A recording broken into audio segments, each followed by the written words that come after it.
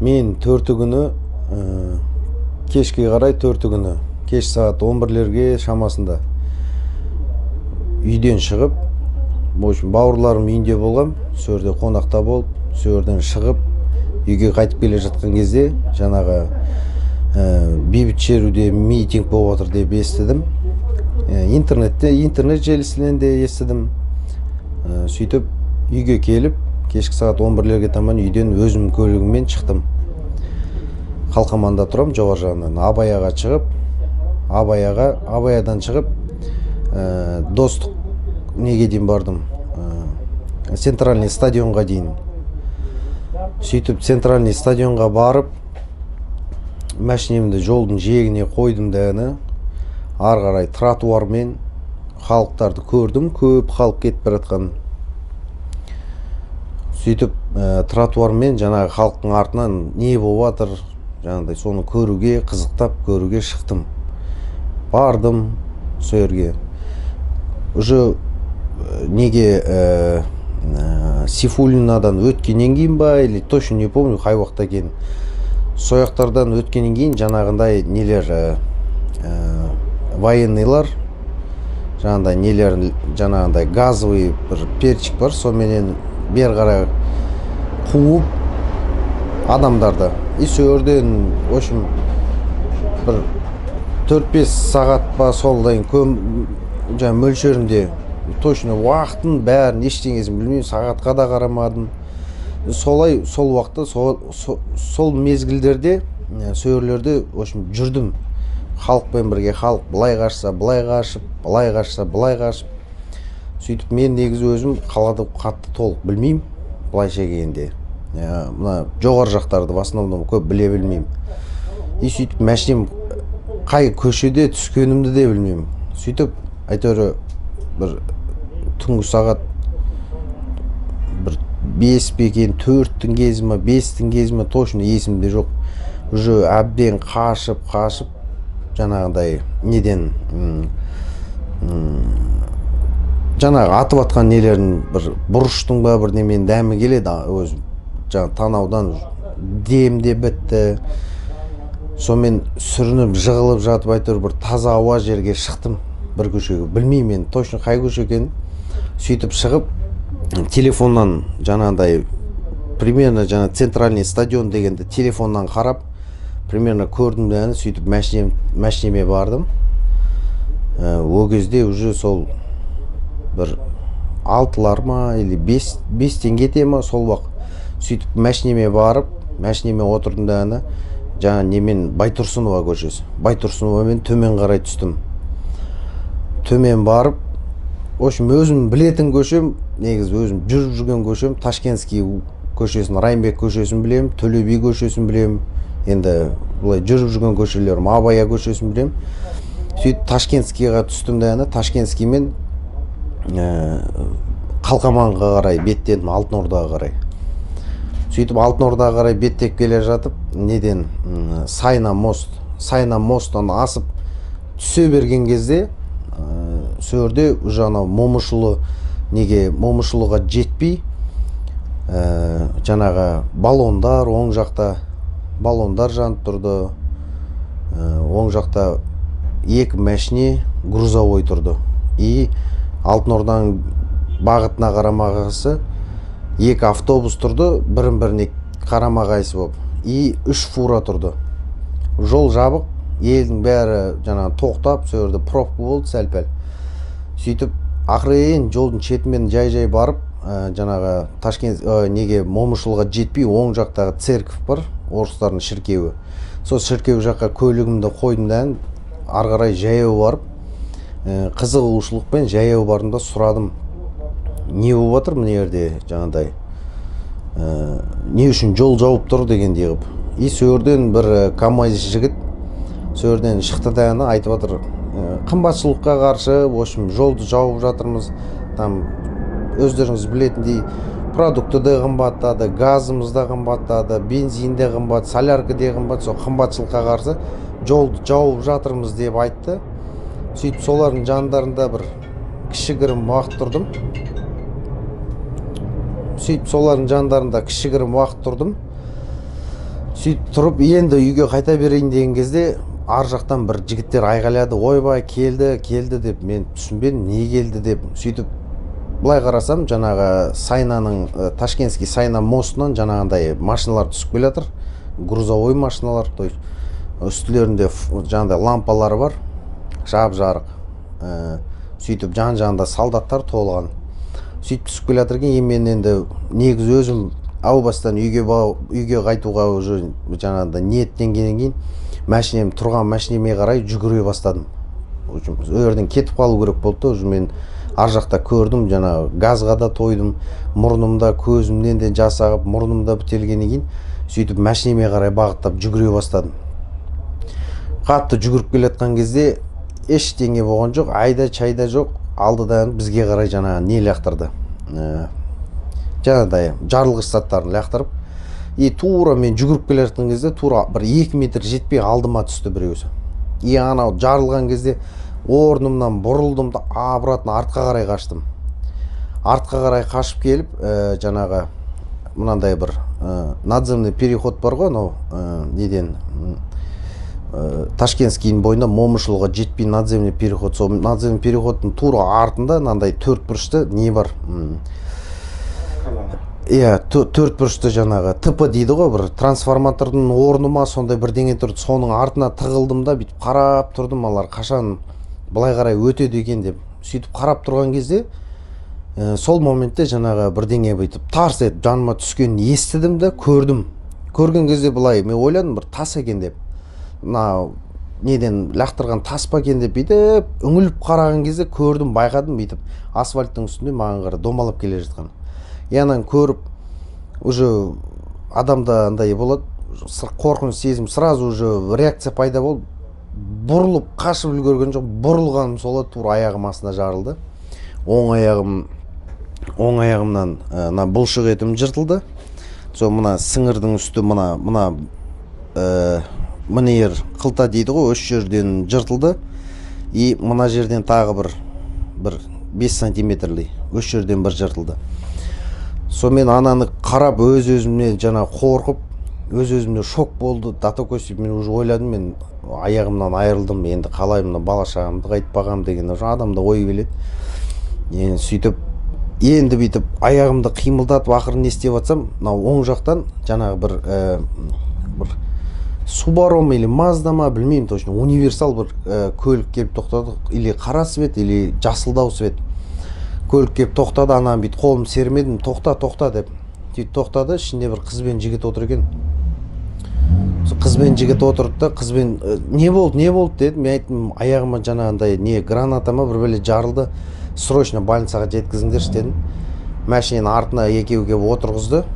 Сөйтіп отырғызды, мені неден Момышұлдан алып шығып, Ташкентскийден өте алмаймыз. Сөйтіп Момышұлдан оңға кетті дәні, неге қарай Рыскулованың көшесіне, Рыскулова қарай бағыттады, өрде жабық тұр екен. Сөйтіп ана жігітпен қызға мен Алла разы болсын, о кісілерге өте ризамын. Шығып мен үшін ұрысып, халықпенен жолды ашқызып, лезде 7-ші больница, 7-ші қалалық ауруханаға жеткізді. Сөйтіп сөөрге жеткізді, больницаға кіргізді, прием покойдан. Больницаға кіргізіп, уже мені врачтарға тапсырды. Врачтар аяғымды тігіп, тоже біраз уақыт өтті, аяғымды тігіп, сөйтіп палатаға көтерген моментте, сол кезде анам звондады маған. Сол кезде мен жаңағы анамның айтуы бойынша, анам маған 8:30-дарға таман звондаған. Алаңдап түнімен ұйықтай алмаған, 8:30 көлемінде звондаған. Сөйтіп мен анама түсіндіріп бәрін айттым, уайымдамаңыз, бәрі жақсы. Просто кішкене аяғымда жаңағыдай сәл жарақат алдым деп. Енді ол кісінің жүрегі де ауырады, жүрегін ауыртпайын деп. Сәл жарақат алдым дедім. Жарайды, бопты балам, қанша уақыт жатасың деді. Маған айтты врачтар 9 или 10 күні шығарамыз деп. Сөйтіп больницада 5 күні врачтардың айтуы бойынша 5 күні таңғы сағат 8-ден 4 минут кеткенде больницаға түскен. 5-ші қаңтар күні. 8 күні сағат тоже уақытын білмеймін. сағат түстен кейін, по-моему, түстен кейін сағат 1-лердің шамасы ма, 2-лердің шамасы ма, жаңағыдай өзім әрең жүріп тұрған адамбыз. Былайша айтқан кезде дәретхананың өзіне жаңағы әрең баратынбыз. Сөйтіп менің жанымда 3 бала жатты. Олар тоже сол 5 күні түстен кейін кешке қарай түскен балалар. Аяқтарынан жаңағы оқ тиіп, сүйектерін сындырып, аяқтарына темір қойып сөйтіп келген балалар.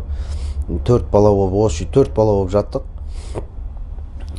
Сөйтіп жатқан кезде жаңағыдай қатты бүйтіп айғайлаған дауыстар шығып кетті. Біз қорқып кеттік, шын айтып. Міне Алла куә. Мен ойладым, сол моментте менің ойыма келгені, мен ойладым жаңағыдай сыртта жүрген адамдар басып кірді депші. Мен бір ойым сол болды. Бір мыналар қазір кіреді, бәрімізді атып өлтіреді деген ойым болды, шын айтайыншы. Сөйтіп алар есікті ашты, жаңағыдай айғайлады.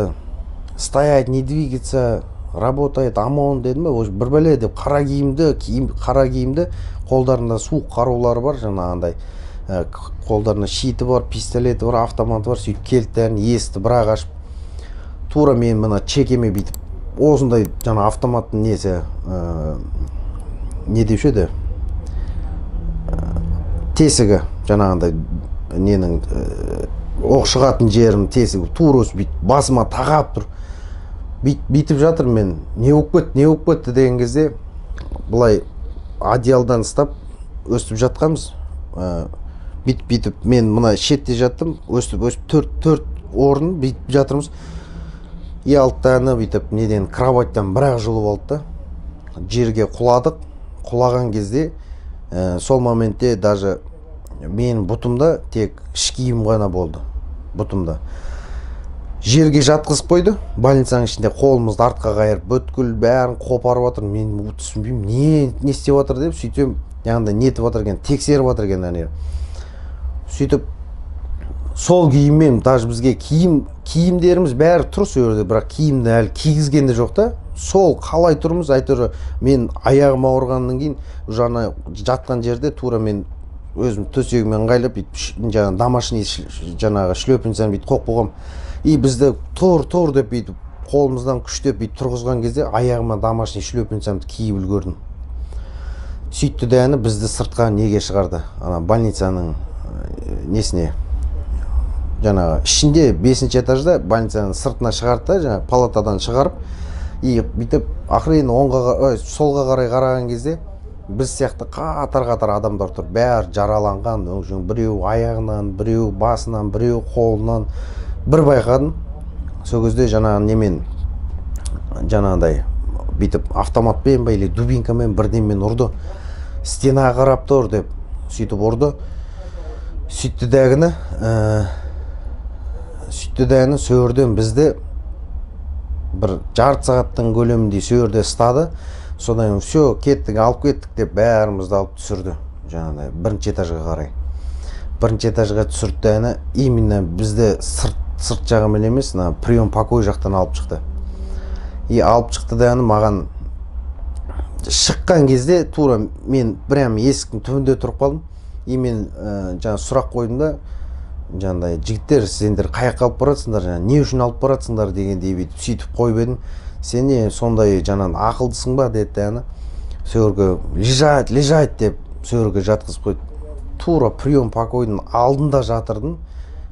Тағы да қайталап өтейін, бұтымда іш киім ғана болды, басқа үстімде ештеңе жоқ, іш киім мен домашний шлепка ғана болды. Сөйтіп 1 сағаттай полный жаңағыдай денеммен жаттым. 1 сағаттай жаттым. Сөйтіп сөйерде жаттық, аналарға айтып жатырмын, аға, жаңағыдай мен тұрайын, мен уже сүті басым қатып қалды, мен уже мына ішкі, мына бауырым, бүйрегім, мына ішкі нем полный қатып қалдым кәдімгідейші.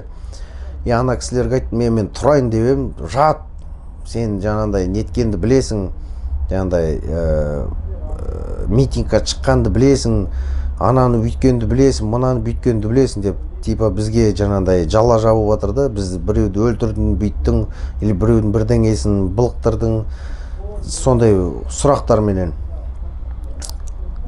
сөйтіп жаттым, уже шыдай алмай кеттім, өзімді әрең ұстап әйтеуір сабыр сақтап, не болса да шыдаймын деп жаттым. Сөйтіп біраз уақыт өтті, жаңа 1 сағат 40 минут, 1 сағаттың көлеміндей уақыт өтті. Сонымен бәрімізді тұрғызды да жаңағыдай неге тиеді, газельге, автозак дей ма, автозак бит, соған тиеді бәрімізді. Сол кезде оның ішіне былай примерно бүйтіп, қазір мысалы ойланып отырсақ, бір ары кетсе бір 6 адам ғана отырады шығар жаңаның ішінде. Бірақ біз сол кезде бір 11-12 адамдай ма, 15 адамдай отырдық. Жаңа біріміздің үстіне біріміз бүйтіп жатырмыз. Біреу аға тұрш, мен қысылып жатырмын дейді. Тұр, қимылдайын десең, алар арттан келіп дубинкамен ұрады. Қимылдамай, бастарын төмен қаратып отырыңдар деп.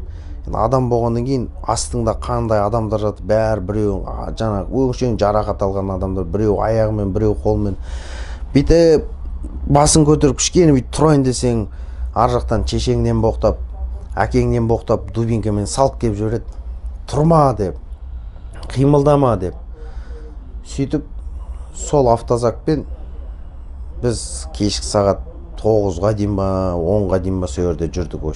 Ары барды, бері барды, білмейміз, қап-қараңғы ше. Ары барды, бері барды. Сөйтіп бір кезде жаңағындай ненің ішіне кіргенін естідік. Жаңағындай түрмеге кіріп баратқанымыз естідік. Сөйтіп түрмеге жаңағындай ненің ішіне кірді, бір зданияның ішіне кірді. Есікті ашты. Есікті ашқан кезде уже сол жерде адамдар деген көп, жаңағындай бәрі. Жаңағыдай не киіп алған, қара киім киіп алған, маскада бәрі. Екі жақтан адам қатар-қатарынан тұрған, бір өтірік айтсам 15-20 адамдай бүйтіп қатар-қатарынан тұр. Бізді түсірді, өрде бір тоже бір жарты сағат 20 минуттай өрде жаттық. Сонымен бір-бірден жаңағыдай тұрғызып алды бәрімізді. Бүйтіп 10 адамдай тұрдық. 10 адамнан бүйтіп кіргізіп отыр жаңағы ішіне. Өтіп баратасың, басыңнан, аяғыңнан дубинкалар тиіп жатыр. Кейбіреу жүре алмайды, байқұстар еңбектеп жатыр. Біреу деген уже вообще еңбектеуге де шамасы жоқ, оны сүйрелеп әкеп жатыр. Сөйтіп әкеп неге кіргізді? Жаңағыдай бір комнатаға. Сөйтіп тыржалаңа шешіндіріп қойды дәні. Жаңа отырғызып-тұрғызды. Жаңағыдай бір білмеймін, бірдеңе көрейін деді ма, отырғызып тұрғызды. Сөйтті дәні содан неге шығарды? Бір айланы бір коридордармен жүріп бір 4-ші этажға дейін шықтық. Сөйтіп 4-ші этажға дейін шықтық, әйтеуір амалдап, әйтеуір қиналып, амалдап, әйтеуір жетсек екен деп сондай ойменен әйтеуір шықтық, 4-ші этажға дейін шықтық. И сол күннен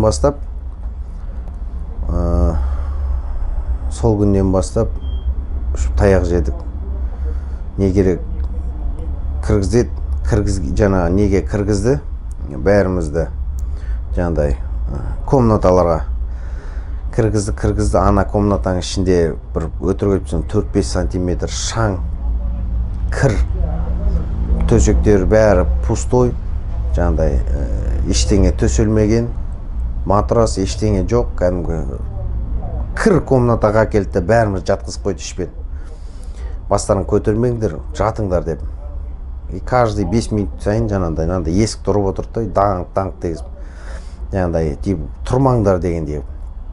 И сөйтіп каждыйымызды жаңағыдай бір 10 минут, 15 минут, 20 минут сайын каждыйымызды алып кетіп отырды. Аппарат допрос жасайды. Сен мынаны қайдан алдың? Жаңағыдай мына қаруды қаяқтан алдың? Айтып отыр, аға, көке, біз вообще қару ұстаған жоқпыз. Біз әшейін жаңағыдай мирный деп шықтық. Бірақ шыққан кезде де мен өзім лично өз басым, мен жаңағыдай былайша айтқан кезде не істеуге шықтым? Көруге, қызықтап, көруге ғана шыққам. Мен қатысам деген ойымда болған жоқ.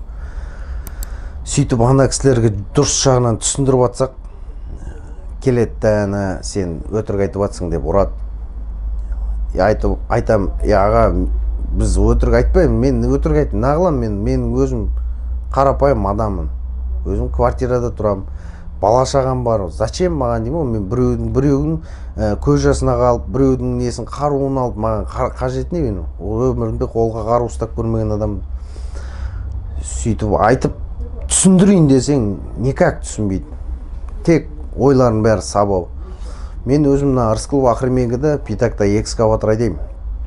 Сөйтіп бір кісі келді. Бәрімізден сұрап жатыр. Сен не жұмыс жасайсың? Біреу айтып жатыр, мен стройщикпін, біреу таксистпін дейді, біреу мойщикпін дейді. Сөйтіп маған келді да, не жұмыс жасайсың дейді. Мен айттым, осы Рысқұлов Ахремегіде Питакта экскаватор айдаймын, мен экскаваторщикпін дедім. Сен экскаваторщикпін ба деді. Иә, мен экскаваторщикпін дедім. Онда жүрші деді. Мен ойымда түк жоқ. Жаңағыдай мен ойладым, мен әшейін барып бірдеңе сұрайды шығар деген ойым болды. Мен жарайды деп артынан бүйтіп ере жөнелдім. Мен ол келатыр, мен келатыр, тағы артымда жаңағы жігіттер келатыр, мені ұстап. Сөйтіп келді, бір комнатаға кіргізіп жіберді. Кішігірім комната. Сен кіре бер, қазір мен кірем деді. Кірсем, ішінде 4 адам. Тағы екеуі келді менімен бірге. 6 адамдай. Сонымен жаңағы менен сұраған кісі, не жұмыс жасайсың деп. Ана 6 адамға жаңа айтып отыр да, мынау экскаватор айдайды екен ау деп. Сонымен алар, мынау экскаваторщик па деп, тракторист па деп өрді әкеп сабады. Қатты сабады. Қолмен бүйтіп қатты ұрған жоқ. Жаңағыдай, в основном дубинкамен ұрды. Мен өзім мына басымда, өз бұрынна мына жерде шырам бар, дәу шырам бар. Тыртық бар басымда. Сол басымнан ұра береді дубинкамен. Иығымнан, екі иығымнан, басымнан ана көбір. Қолымнан ұрғам, мына жерде дәу бүйтіп синяк болған, қайтып кетті ол. Көбінесе басымнан ұра берді. Жаңағыдай, бүйтіп қатты бүйтіп ұрған жоқ. Бірақ андай бір қолдың күшіменен бүйтіп тоңқ өткізіп бүйтіп ұра береді да. Бір екі сөз сөйлемейсің ұрады. Екі сөз сөйлемейсің ұрады жүріп. Ана жерден тетек болып қала сақтадық. Сөйтіп алып ұрып алды да әні. Содан кейін енді сөйлей берген кез біреу тұрды да әні, мұрнымнан келіп тақ дегіз қатты тұрды. Мұрным әлі бітсең қырт деді ішінде. Қан деген сауылдады. Мына жерге қаның төкпе, мына жердің бәрін жуасың деді да, маған умальникке барып жуып кел дейді. Барам, жуып келем, 15 минутта мұрнымнан қан ағып тоқтамайды. Жуам, сонымен қайтып келдім. Қайтып келіп, енді тұрған едім, тағы бір-екі сұрақ қойды. Қайтадан сол адам мұрнымнан қайтадан ұрды. Екінші рет қан сауылдайды. Сөйтіп барып, қайтадан мұрным жуып келдім. Айттым, жігіттер, мұрнымнан ұрмай қойыңдаршы, мұрнымы қытырлап жатыр дедім да. Сен бізге жаңағыдай команда беретін кімсің, мен өзіміз білеміз деп. Сөйтіп сөөрден әбден сабап таяқ жегеннен кейін барып жаңағыдай мен сөөрде больницадан алып кеткен кезде менде машинемнің кілті, жаңағыдай багажник ашатын кілт, завод ететін кілт, жаңағы экскаватордың кілті болған. Сол үшеуі екі қолымда телефон бол, басқа ештеңем жоқ болған. Экскаватордың кілтін ұстап алған бүйтіп. Білесің ба, не істедің сен мына кілтпен дейді. Аға, мен не істедім деймін да, мен ештеңе істеген жоқпын. Сен мына экскаваторыңмен шығып, жаңағыдай ана нені қаяқта бір жерде бір өртенді ғой. В общем, сол техниканы айтып жатыр да, мынаны сен осы техникамен барып, сен мынаны қиратқансың, сен өстіп істеген келген деп. Аға деймін, мен өйтіп істеген жоқпын деймін. Мен айдап жүрген экскаватор, ол даже менікі емес, ол біреудің техникасы, мен біреуге жұмыс жасаймын. Айтып отырмын, ол адамдікі, оны мен білмеймін деймін, ол Питакта тұрған ол. Сен бой бермейді, соғып алады, телефонды мен саған көрсетем дейді. Мен саған көрсетем, содан кейін сол техникамен мен сен дальше жаңағындай істейтін нәрсемді істеймін дейді. Бүйтіп телефоннан іздеп бүйтіп көрсетеді ғой маған. Мына деп. Сонымен мен бүйтіп өңіліп қараймын да, ана жаңа ұрып атқан кісінің бетіне уже шыдамадым, бетіне бүйтіп қарадым, айттым, аға дедім, мынау деген фронтальный погрузчик дейді да, мынандай 3 кубтық мынандай погрузчик бар, жерді бүйтіп тегістейтін. Менікі бүйтіп қазатын нәрсе тек. Сөйтіп түсіндірсем, мынау сенікі емес па деді, онда мынаны шығарасаңдар дейді. Сонда не за что қаншама таяқ жеп ап, сол кезде айтқандар сол да, мынау сен мұндай айдамайсың ба дейді. Жоқ дедім, мен экскаватор айдаймын, жер қазатын нәрсе айдаймын дедім. Онда жарайды, онда мынаны апарып қайтадан қамайсаңдар деді. Сөйтіп Сөйтіп барындан сояққа в общем апарып тастады. Сол күні 12 ма 1-лердің кезін түнгі сөйтіп апарып тастады. Уф деп енді тынышталып, уже дене басым деген қыз қайнап кеткен. Сөйтіп енді тынышталып, болды жаңағыдай отбой деді. Уф деп енді жата бердім. Сөйтіп жатқан кезде чошып 4 рет 5 рет оянып, уже ұйықтай алмаймын. Әбден чошып қалдым. Қайта көзім ілініп барады, бірден тықыр ете қалса көзімді ашам, чошып кеткем. И сөйтіп ертесі күні жаңағындай нелер келді. Жаңағындай смендер ауысты ма екен, білмеймін қандай болған, бірақ сол адамдарды көрдім. Сол адам болғанда түрлеріне маска киіп алған бәрі. Ана дауыстарынан, адам даусынан таныдым да мен сол адамдар жүргенше. И сөйтіп жаңағылар келіп айтып отыр да, жаңағындай бүйтіп мен тек үстімде айттым ғой, жаңа іш киім ғана болған, жаңағыдай мынандай одеялмен жамылып алғам. Сөйтіп маған бүйтіп келіп бүйтіп үстімді бүйтіп ашып, мынаның үсті таза ғой еді. Жүрші дейді да, жаңағыдай апарып, жаңағыдай балаларға айтып отыр, мынаның үсті тап-таза ғой что-то деп қайтадан жаңағы жерді сабады. Дубинка, в основном дубинкамен ұрады и айтады, мойында дейді, сен мынандай бәле істедің, қару алдың, жаңағыдай елге, жаңағыдай мемлекетке қарсы шықтың депші. Мен айтып отырмын, айналайын ағалар, мен вообще қатысым жоқ, мен мемлекетке де, мен жаңағы вообще қатысым жоқ, мен өзім жүрген адаммын. Мен қажет емес, ол политика маған кіріп кететін несі жоқ. Мен жаңағыдай орта ғана неде оқыған адаммын. Оқу білімім орташа. Мен қажеті жоқ маған политиканы ойлап, басқасын ойлайтындай. Мен өзім тек бір ойым, мен 2 бала шағам аман есен солар жеткізсем деген, соларға жер алып беріп, соларға үй салып берсем деген ғана ойым болды. Ойым бәрі сол менің әлі күнге дейін. И сөйтіп едім, аналар в общем айтып отыр да, қазір басыңа пакет кигізем, сөйтіп мен сені тұншықтырам, сөйтіп по-любому мойындайсың дейді да, жаңағыдай мен істемеген нәрсені мен қалай мойындаймын. Халқым өздерің енді көріп баға берерсің деп, мен вообще ондайға мен нем жоқ, қатысым жоқ нәрсеге мен мойындай алмаймын. Сөйтіп оларға айтсам, жаңағыдай действительно пакет алып келе жатыр да, мен аға дедім, мен ештеңе мойындай алмаймын дедім. Өлтірсең өлтіріп сал, потому что уже басқа баратын нем жоқ, шара жоқ.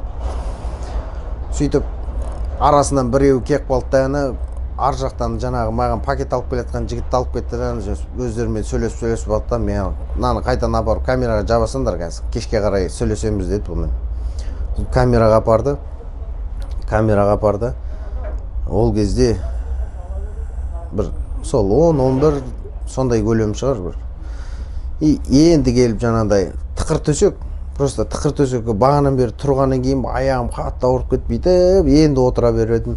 Біреу айғайлады, саған кім отыр деді, тұр деп. Жаңағы бәрімізді қақамыздан, в общем, тікемізден тіке тұрғызып қойды. Бүйтіп столды ұстап, бүйтіп, в общем, кешке дейін өсіп тұрдық. Уже кейбіреу датаво тұрамай бүйтіп, қол аяқтарында күш жоқ, құлап, полға құлап атқандар бар. Амал жоқ, анан жүгіріп емес, ақырын амалдап барып, қолынан ұстап, тұр қазір. Жатқаның үшін таяқ жейсің деп сөйтіп. Сотқа дейін сондай уақыттар болды. Сондай қатты қиналдық. Жалғыз мен ғана емес, барша біз сияқты отырған балалардың бәрі қиналды. Өтте қатты қиналдық, ондай. Даже бұндайды айтады ғой, қатты жауыңа да тілемейсің бұндайдшы. Өте сұмдық жаңағыдай нелерді көрдік. Қазір әлі күнге дейін міне менің үстімде қазір жаңағыдай нелер, қатты нелер пайда болып жатыр қазір. Аяғым көп тұрсам аяғым ауырады. Үсті басым бәрі уже датовымнан да не болып кетті. Жаңағыдай аллергия. Полный мына мойнымнан аяғыма дейін қазір көресіздер өздеріңіз. Жаңағыдай үстім шешінсем шошисіздер. Полный үстім бәрі аллергия. Оны мен жаңа больницаға барсам айтады, суықтан и нервдан дейді. Басқа ештеңе жоқ. Сотымыз өтірік айтпасам 5-ақ минуттай болды. 5 минутқа да жеткен жоқ шығар. Кіргізді, 2 ай санкция деді, болды, қайта жіберді. Бізді қарағанда жоқ. Жаңағыдай, мынаның бала шағасы бар екен ғой, на квартирада тұрады екен ғой, жаңағыдай. Біздің жағдайымызға, біздің положениемізге вообще кірген жоқ. Апарды, сот болады деді. Біз ішімізден тіледік, Құдайдан да тіледік. Аман-есен осы жерден шығып кетейікші деп. Апарды да әні, жаңағыдай, бір-бірімен келісіп алған, бұл келісіп алған дүние сияқылды. Бардық, бізге аты жөнімізді оқып берді, біз қандай жаңағыдай немен тіркеуде тұрмыз, соны оқып берді әні, болды, 2 ай санкция деді әні, қайтадан қамап жіберді. Аманат қорынан кім? Абзал, аты жөні қалай еді? Құспан. Абзал Құспан, сол кісілердің көмегімен шықтық. Ол кісілерге қатты жаңағыдай ризашылығымды айтамын. Ренжімеңіздер, аты жөндеріңізді білмеймін толықтан да. Қазір енді бар ғой деймін ойында. Қазір іс бар, иә. Адвокатым жұмыс істеп жатыр, иә. Адвокатым Төлеген аға, Төлеген Берліқожа, сол кісіге де Алла разы болсын, көмектесіп жүгіріп, қолынан келгенше жүгіріп отыр ол кісі. Просто мен қазір ештеңеге былай интересім жоқ деп ойлайтын шығарсыздар, бірақ интересім бар. Просто мен қазір өзім түсінгенім, өзімге қазір білетінім, білмеймін, қазір либо адаммен де таныссам или бірден кейін оқысам да сразу ұмытып қалатын пайда болыпты. Шыны керек, мен қазір өз-өзімнен таң қаламша, бір адаммен таныссам да атын сразу ұмытып қалам. Или бірден кейін қазір оқып алдым ба, бір 2 минут, 3 минуттан кейін ұмытып қалам. Қазір сондай пайда болыпты. Көбінесе ойлаймын, жаңа бастан қатты удар алғаннан кейін ба деп те ойлаймын. Енді оған қазір данный момент барып, жаңағы МРТ-мен оған түсетін қазір данный момент менің қаражатым да жоқ. Оған данный момент барып тексерілетіндей қазір ондай қалда емеспін. Аман-есен, өз-өзімнен Құдайдан да тілеп жүрмін, аман-есен осы сотым аман-есен бітетін болса, Құдай қаласа. И сөйтіп кейін аман-есен осы жұмыстан кішкене жұмыс істеп, өз-өзіме кішкене ақша тауып барып, өз-өзімді толықтай тексерілтпесем, қазір оған былайша келгенде шыны керек жағдайым жоқ. Ешқандай. 272-ші бап қой? Иә, 272-ші бап, 2-ші тармақ. Қазір сода тұр дейді. Енді оны бүйтіп бір оқып шыққан бар, қазір есімде қалғаны. 272-ші статья, 2-ші тармақта жаңағындай 3 жылдан 8 жылға дейін бас бостандықтан айырамыз деген. Оны қазір білмеймін, оны не болатынын ары қарай. Бұл әділ сот бола ма, әділсіз бола ма? Әділсіз сот болса, онда бізді қамайды. Енді Құдай сақтасын. Оны қамағаннан мені қамайтын болса, мен білмеймін не істейтінді. Потому что артымдан 2 бала шағам бар. Өзім жаңа қайта кетейін, өзімде пәтерде тұрам. Білмеймін не істейтінді.